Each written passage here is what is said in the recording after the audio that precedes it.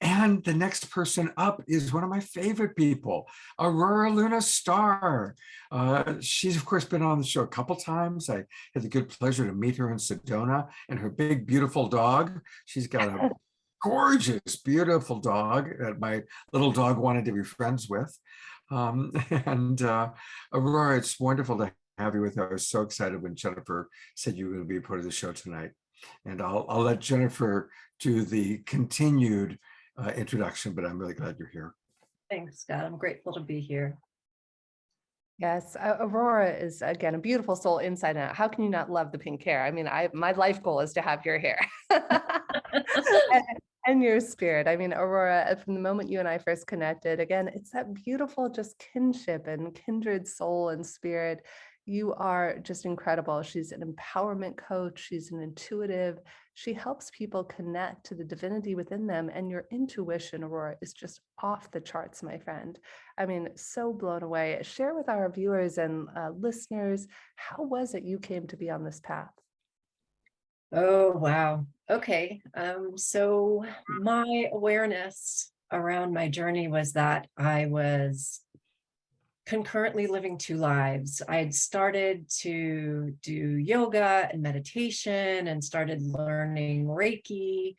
And I was also working in corporate America, just like Brenda. I feel like we all kind of have these different ways of the path finding us. And one day I went to work and I started crying behind the computer. I was feeling so despondent, really. I felt like it didn't make sense. Life wasn't making sense. I shouldn't have to sit in traffic 2 hours in either direction to make a living. I shouldn't have to sit on a computer and feel like I'm not vital, right? Because oftentimes when we're sitting behind a desk, we start losing the vitality of our bodies, of our energy field, of who we are, unless we're passionate about what we do. I was good at what I did, but I wasn't being utilized for all the different skills that I had, and also feeling very neurodynamic. I feel like this much of what I could do was actually being utilized of all the things that I could bring to the table. And I needed to fit in a box because that's what the corporate environment could allow and nothing else. It afforded a great lifestyle. But when you think about it, my lifestyle was 2 to 3 weeks vacation a year, and I couldn't justify it anymore. So at 39 years old, I quit my job. I sold my car. I packed up a cat at that time, my cat Bubba, another spirit totem. And at that time I'd moved to Mexico. That was the guidance. And, going back to even Razan speaking about the star seed, and essentially Brenda also, right? She might not have used that exact language, but anyone who's working with teenagers is working with star seeds. It comes back to, that's one way to identify the energy. We are all seeding this planet with our consciousness because we've all awakened to that awareness of unity. And that's so powerful. That's such powerful medicine. And it's also so uncomfortable. I feel like my karma choice was 9 near-death experiences by the time I was 5. And it's not, it's not really different than being born Palestinian or, just like Razan was saying, whatever our karma is that we've chosen to step into in the body, it's a lot. And we have this great resource opportunity to shift the consciousness that we've been given, right? If you look at it like a plate of food, the consciousness that we've been handed has been poisoned. It's been completely stripped of every nutrient possible. But our true consciousness returns us back to our unity, our source self, our I am presence, our higher self, our soul. And so my journey has been over the past 15 years of releasing that idea of victim consciousness as well, right? Spirit says, well, what is a victim really? When your consciousness is formed from the last trimester in the womb to the first 7 years of your life, you're kind of, again, being handed this energy that isn't necessarily you, but you believe it because you're a sponge. So the spiritual journey ends up being this opportunity to unravel all of those beliefs and to start really connecting with frequency, vibration, energy, the consciousness of unity, of love, of light. And just like Jennifer said, we're not denying the shadow. We're here from root to rise. We're here from the depths of the shadow that we all have, that we're all meant to have, right? The human experience is this gamut of emotions, and we're meant to feel and experience all of them. And what we mature into as we're growing through the soil into that light is the awareness that we are the observer of our emotions. We can observe how we feel because our emotions are telling us what is out of alignment. I'm giving my power away to this situation. I am angry. Why am I angry? What is the anger a catalyst for? What is the fear I'm actually feeling that's behind that anger?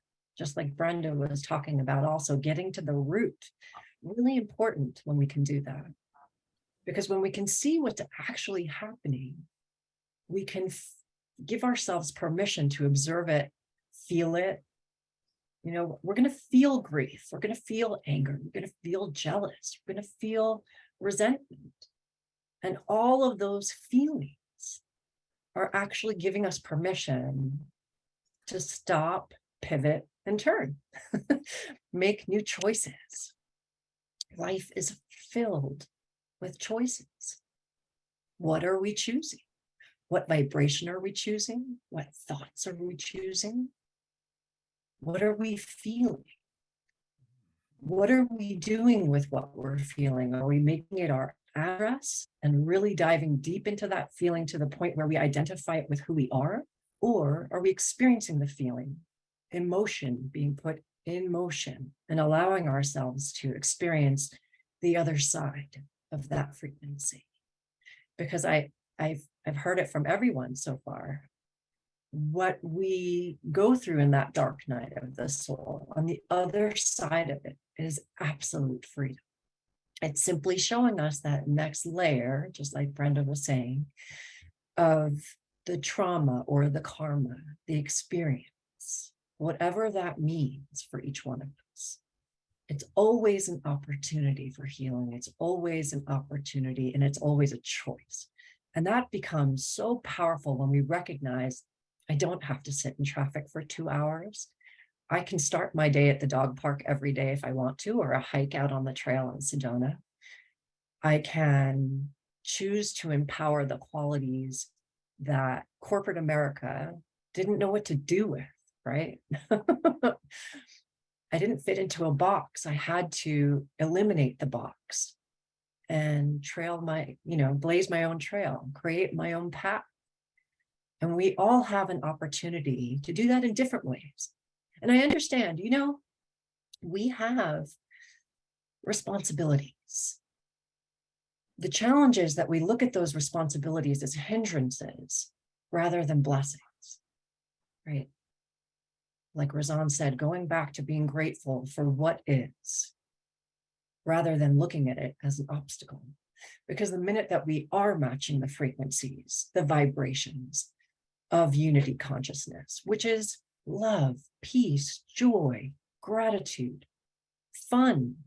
Oh my gosh, fun. Do not underestimate the power of a good time, because having fun is the frequency that Spirit wants to bring all of our co-creations to, because we're manifesting 24/7, right? When we talk about manifestation, it's not just the things we desire, we manifest all the time. My favorite description of manifesting was given to me by Wendy Kennedy. She was channeling in the movie, I can't think of the name in this moment, it's escaping me, Tuning In. Thank you. Ooh, thank you, team. And she talks about how you're standing at the top of a building and you throw out the boomerang with all of your desires, and you're so excited, and you're waiting for the boomerang to come back. And as you're waiting, you start to doubt. And then you start to have fear that it's never going to come. And then you start to feel unworthy. Well, why was I thinking of that anyway? I could never have that. It wasn't meant for me. And by the time the boomerang comes back, now you're on the bottom floor. So the boomerang was up at the very top level. And that's where we have an opportunity to stay in vibration. And it's okay that we vacillate. We're going to go through those layers of how we feel. And we get to choose our vibration. And that's my biggest joy in the work that I do, is helping people realize that they have a choice. They can choose how they want to walk in the world. We can play in the realm of the quantum and bypass the energy of 3D by creating our own world, literally, by the way we think, by the way we feel, by the way we speak. That is so powerful, Aurora. Wow. So many pearls of wisdom. The chat is blowing up right now with all of your Aurora. Noelle says, Aurora, yes, Spirit has told me the most powerful time to manifest is from the frequency of joy and play. And I think that's so true, because there's this heaviness sometimes that you get stuck in, like the tar pit of life, and then you're trying to pull yourself out of it. And yet, if you just allow yourself to be light, from this lightness of being, this essence of who we are, there's this creativity and flow that happens. And that, just dancing. I was so embarrassed. I posted a video on social the other day of me dancing on New Year's Eve. Oh my God. I totally thought I was a ballerina. I don't drink often. And so the whole New Year's Eve night, I was like, I had all these friends at the house and I was pouring everybody else one. I hadn't had a sip of anything. And then, you pop out the good champagne at almost 10 minutes to midnight and I start pouring it around. I was like, I'll have a glass or two. And I don't drink that often. Next thing you know, I'm doing ballet and dancing around my living room. But that's life, that's where the magic happens, is dancing around your living room at midnight on New Year's Eve. Absolutely. And for a little Veuve Clicquot, I might do that as well. I loved everything you said, Aurora. And I want to read something that Reverend Jeffrey wrote, which I think, you really also tapped into. He writes, faith is the magic word that makes the apparent desert of my experience blossom and become green and productive. Faith, an eternal and unwavering faith in the limitless possibilities of humankind. This faith is mine. And it's really true. We're hearing gratitude, faith, trusting in the process, trusting in the journey of our life. And I tell you, I want to encourage everybody, let's all go to Glastonbury with Aurora. Glastonbury is one of the absolute favorite places on the planet. I mean, there's Sedona, there's Machu Picchu, there's Glastonbury, there's Egypt. I mean, these are the really magical places that our tribe converges to. And May is a good time because crop circle season has begun. So tell us about, of course, I got all excited about Glastonbury. There's a lot more. We're looking at your website, which is her name, Aurora Luna Star. You can tell by the stars that are dancing in. Beautiful. Tell us about the Glastonbury tour.